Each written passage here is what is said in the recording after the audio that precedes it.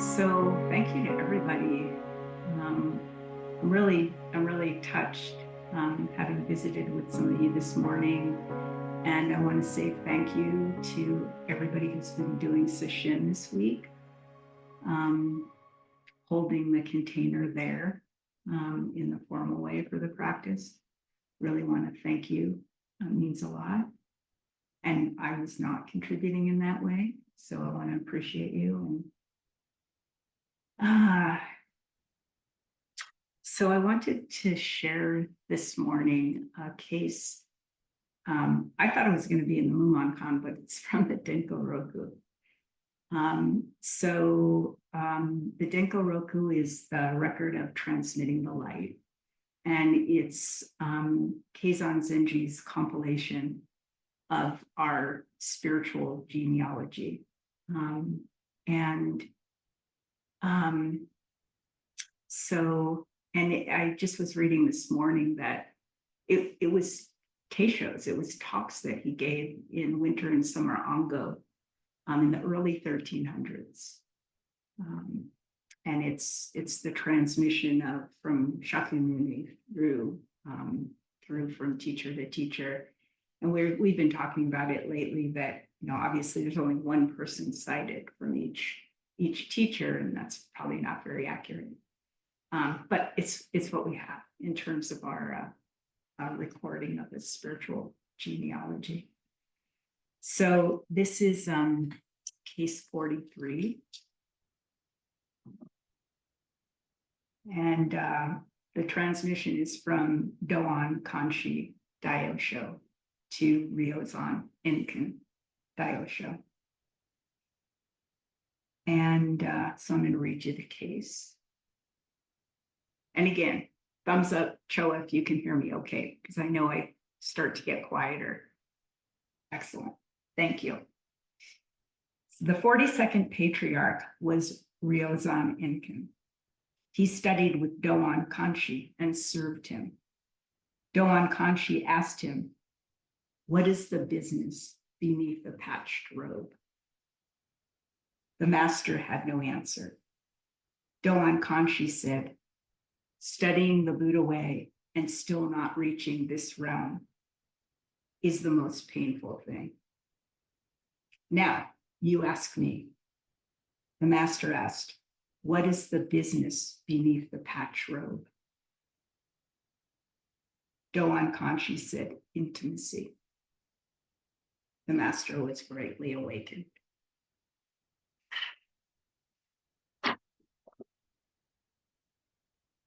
So the kind of extended version of the story apparently is that Ryozan was serving his teacher, and one of the things he would do is bring him his kesa, his patched robe, in the morning, and so at one point his teacher said, "What is the business beneath the patched robe?" And he didn't have an answer. And I know that this story initially seems archaic and old, 1300s, and it seems that we can make it completely present for ourselves. So this central question of who am I really? What is this life really about? And any of us present in this moment here have had or have some form of that question, right? What is going on? Who am I really? And I would venture to say that not feeling resolved about that definitely can feel like the most painful thing.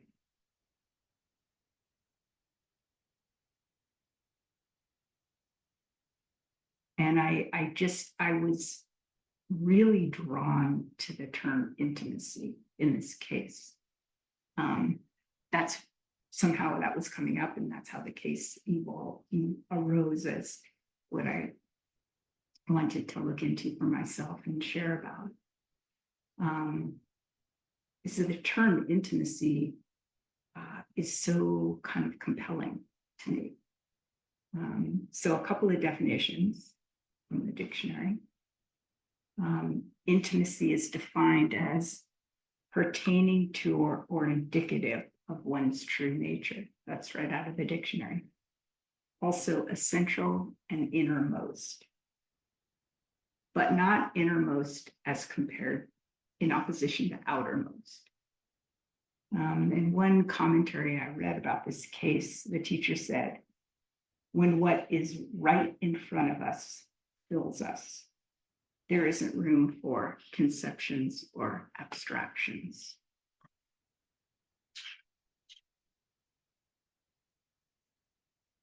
And he also said, when we assert inner and outer, we have simultaneously created an object which separates us.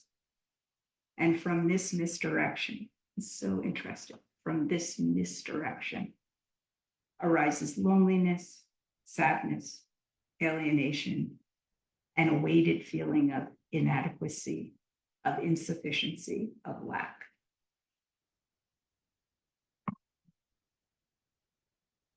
So, well, some of you were practicing intimacy in Sesshin. I was practicing intimacy in the wilderness a bunch this week. I was in the High Sierras and then in our mountains here in the San Jacinto Mountains. And being absorbed into that atmosphere. One of the things that came to mind, which seemed kind of goofy, but I think is just to this point of intimacy, was I was realizing, especially when I was in the Sierras, that one of the aspects that is so relaxing of the mind or relieving is that there is no psychology there. There is no worrying about if the Eastern juniper likes me or not, or if Rock Creek needs me to be there or not. For me, I guess, because I resonate so much with being in the wilderness and being in nature. There's this natural sense of intimacy with the environment, especially as I settle down, just like in Sesshin, as the mind kind of settles down, of just being absorbed into it. And I feel like more and more I hear from Seisin, her emphasizing so much no self and non-separation. And I'm really just using my experience in the wilderness as an example of that. That this intimacy with life is always available. And really, I think is the central thing we're always talking about in practice.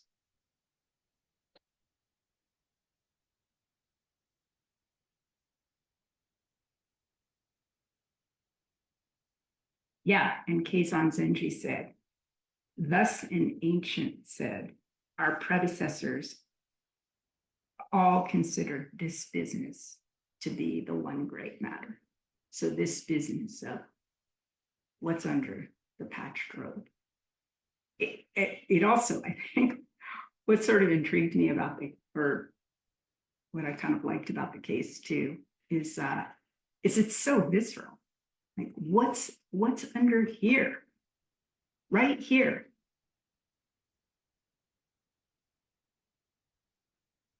And it's, feels so fleshy from that perspective. and and always available.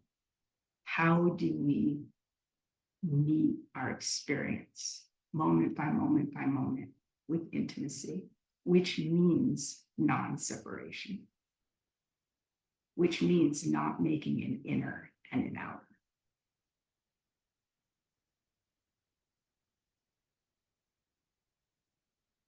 I was thinking of Dogen's, obviously the famous verse from the Genjo Koan. To study Buddhism is to study the self.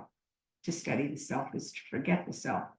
To forget the self is to be actualized by the myriad things. And so, really, it just seems so simple in a way, and just like we always say, simple but not easy. But this accessibility of when we do drop our self-consciousness, when we can be not absorbed in our we were talking earlier this morning about in our stories, in our obsessions, in our ideas, in my resentments, sadness, and actually be open to what's happening right now. It's always intimate.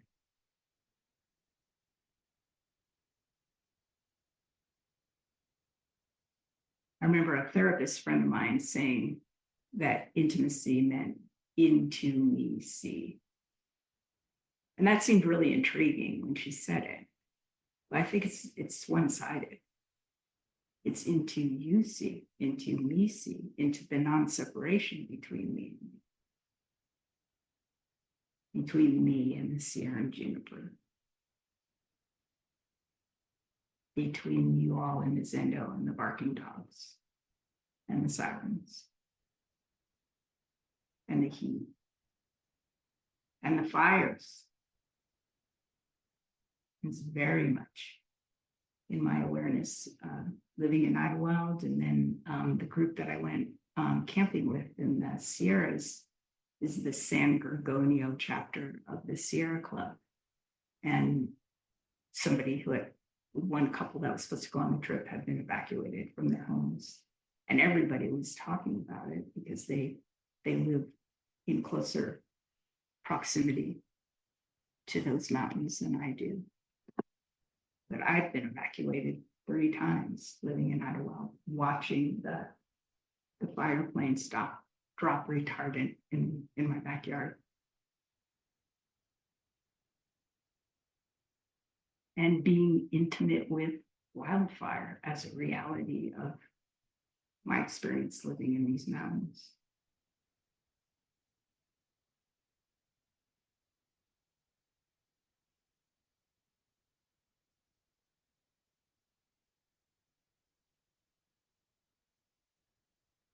So I guess, my kind of biggest point in this is to take this out of some, I hear people say a lot, and people in our city group and over time, oh, I don't really like koans. I don't relate to them. They're so archaic, and these old guys, they are, in the case of koans, almost all exclusively old guys or young guys.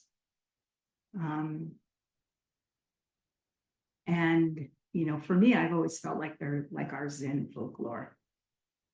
And what's actually been comforting in doing koan study for me in the past has been hundreds and hundreds of years ago, these folks were grappling with the same things that I grappled with.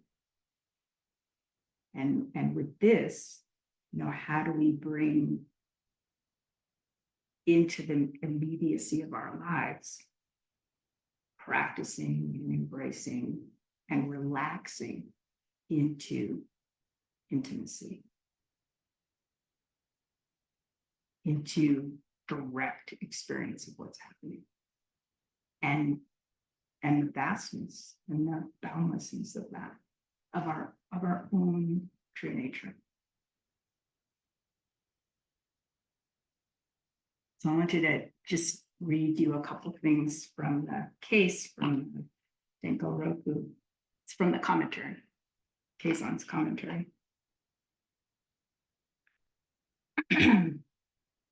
What was the original intention in getting people to leave home and escape the passions? It was just to get them to arrive at Buddha wisdom and vision.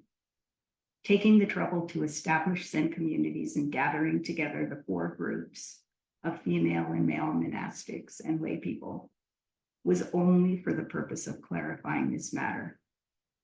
Therefore, we speak of the meditation hall as the place for selecting Buddhas.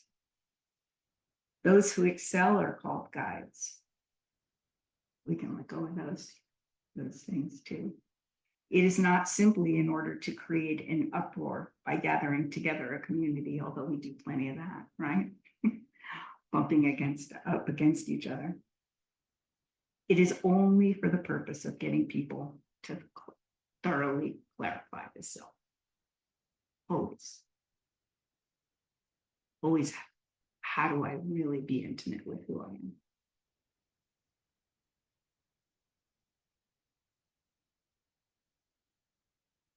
And this is from the end of his commentary. I love this part. This is not a path you can pass on to your children or a path you can receive from your father. You have to do it yourself, awaken to it yourself, and acquire it yourself. Even though you practice for infinite eons, self-authentication and self-awakening happen in an instant. How can there be anything to receive from Buddhas?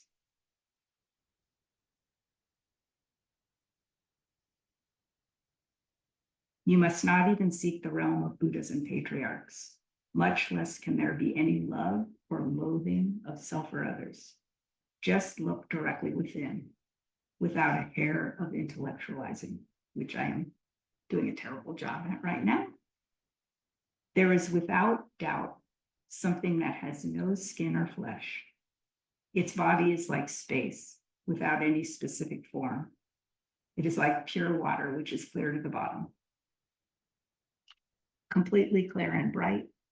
You just have to know it thoroughly.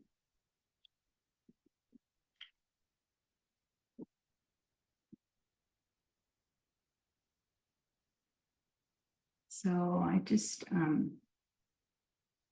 really want to encourage us all to take this ever-present, always available opportunity to really be intimate with our lives and curious about what that means, and vulnerable and open.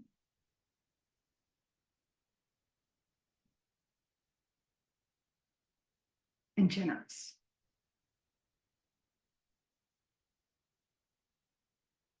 And even though I wasn't with you in Sesshin, it was obvious to me that it's always available. So I just wanted to read you the verse, the final verse. Keizan has a verse at the end of each of his commentaries. They're very pithy and great. And he asks a little question. Now, how can I reveal this principle? The water is clear to the very bottom. The pearl gleams naturally, without need of cutting or polishing.